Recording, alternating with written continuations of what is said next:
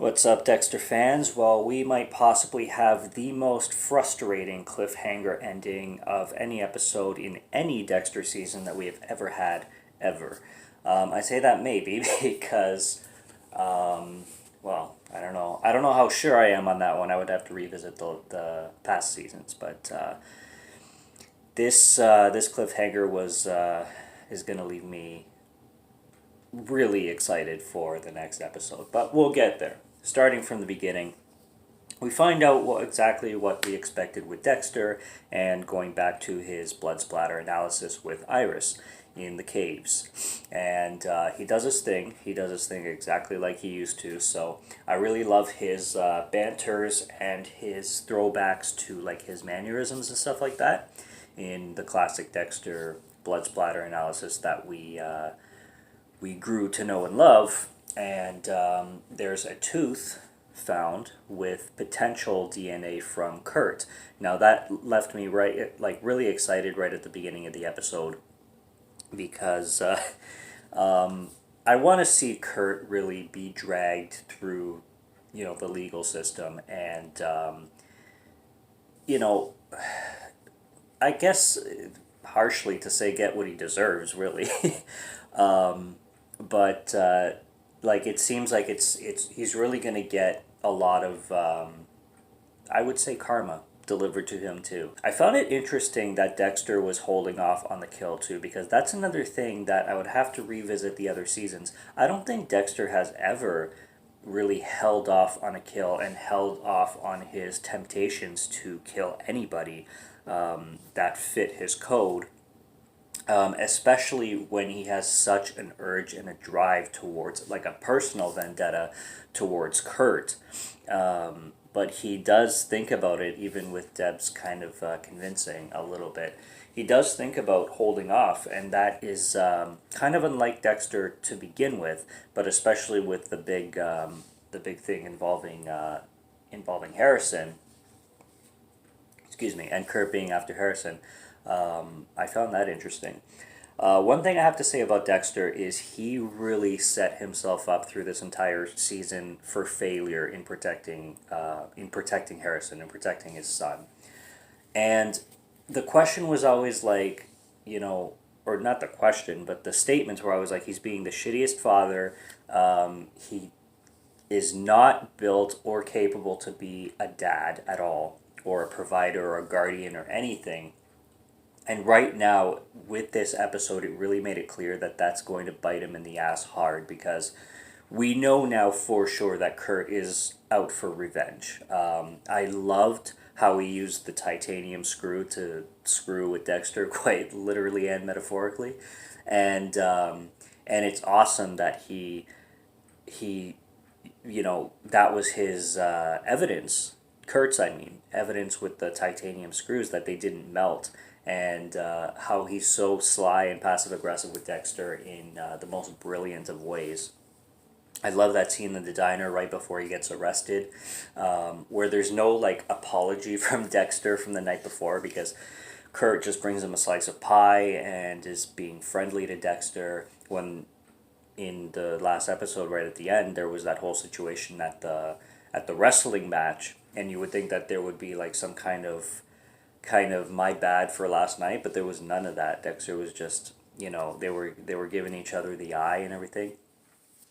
And I love what he used with the titanium screws and like keeping Dexter on edge and guessing. I thought that was really brilliant. I was also very excited to see Kurt arrested for the same reasons I already described about him, getting the justice that he pretty much deserves from from here on out. And it's unfortunate that this really strained relationship has built between Harrison and Dexter, because I think that's the biggest thing that's gonna devolve in this season is Dexter wanting to protect his son like crazy, and his son being so distant and so driven towards Kurt as well, which is Kurt's master plan, that he has Kurt, I mean, has everything in the palm of his hands going forward, with being friendly to Harrison and winning him over kind of thing. And Dexter really has absolutely nothing in that sense. There's such a a barrier. There's such a huge, you know,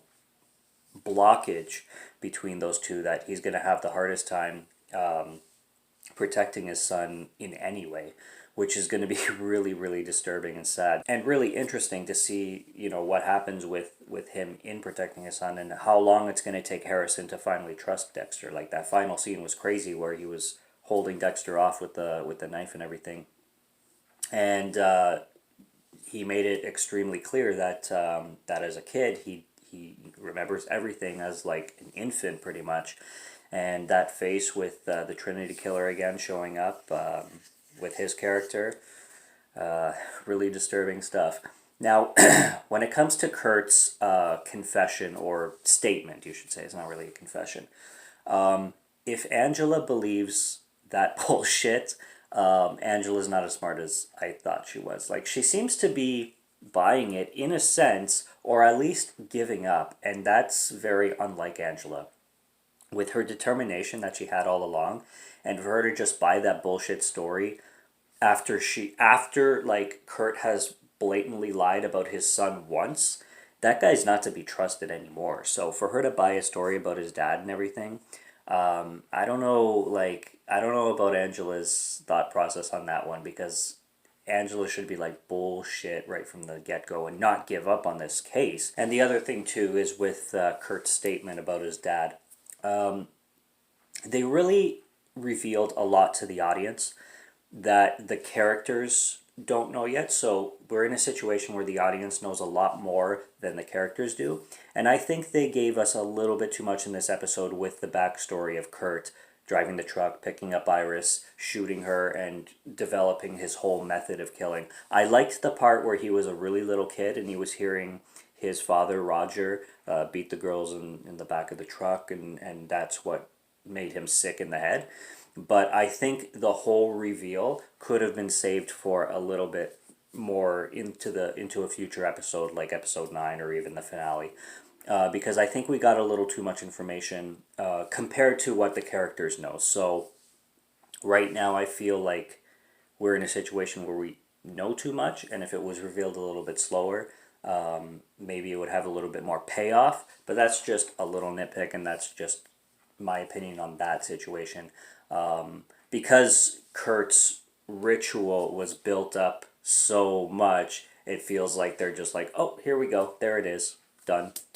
So, other than that, I thought the episode was short and sweet compared to the other ones, which, like, the last 2 episodes, I think were almost an hour each, or like 59 minutes.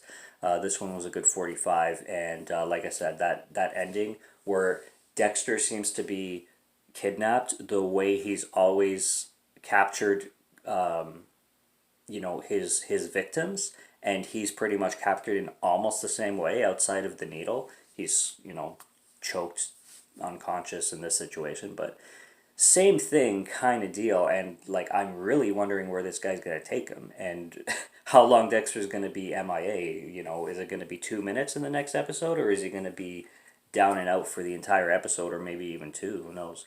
That's gonna be insane. So I'm looking forward to that for sure. But that's all I got on episode 7. We got 3 more to go, and I'm thinking these are going to be very dense and tight episodes, which is really good for this series. So let's keep her going, Dexter fans. Subscribe to Morgan Film Fan if you like to listen to my voice, or if you like my film reviews. Lots of other reviews on the channel. I'll be here every week, dissecting and describing every episode that I watch right afterwards, and I'm having fun with it. Everybody loves Dexter, or they should. So, yeah, till next time, till next review, have a good one, take care, and cheers.